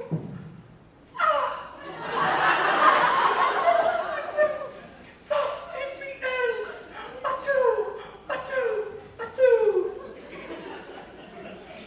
Now, Moonshine and Lion are left to bury the dead. Aye, and Wall too. Oh, no, I assure you, the wall is down that parted their fathers. Would it please you to see an epilogue, or to hear a Virgo mass dance between two of our company? No. No, epilogue, I pray you. Your play needs no excuse, never an excuse, for when all the players are dead, there's no one else left to blame. Well, come, you're Bergamask. Let your epilogue alone. The iron tongue of midnight doth toll 12. 'Tis almost fairy time. Lovers to bed. I fear we will owe a sleep to morn as much as we have overwatched this night. This gross palpable play hath well beguiled the heavy gate of night. Sweet friends, to bed.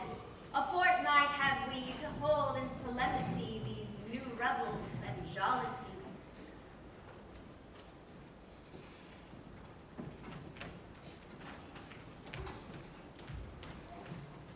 Hungry lion roars, and the wolf behowls the moon, whilst the heavy plowman snores, all with weary task fordone. Now the wasted brands do glow, while the screech owl screeching loud puts the wretch that lies in woe in remembrance of a shroud. Now is the time of night, that the graves all gaping wide, everyone lets forth his sprite in the churchway paths to glide. And ye fairies that do run by the triple Hecat's team from the presence of the sun, following darkness like a dream, now are frolic. Not a mouse shall disturb this hallowed house. I am sent with the broom before to sweep the dust behind the door.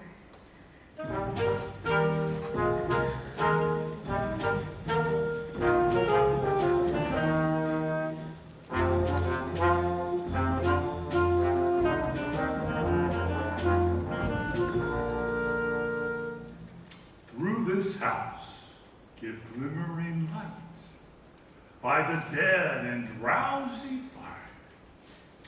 Every elf, every sprite, hop as light as bird from briar. And this ditty, after me, sing and dance it terrifically. First rehearse your song by rote, to each word a warbling note. Hand in hand in fairy grace will we sing and bless this place. Now until the break of day, through this house each fairy stray, to the best bride that will we, which for us shall blessed be, which by us shall blessed be, and the issue there create.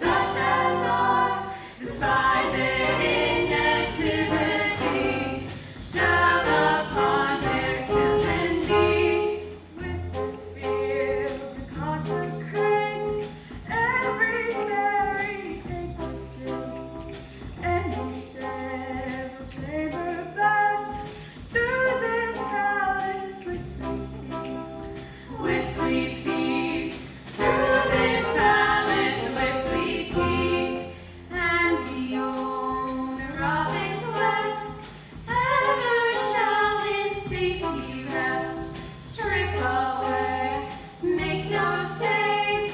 Meet me all by break of day. Break of day. Meet me all by break of day.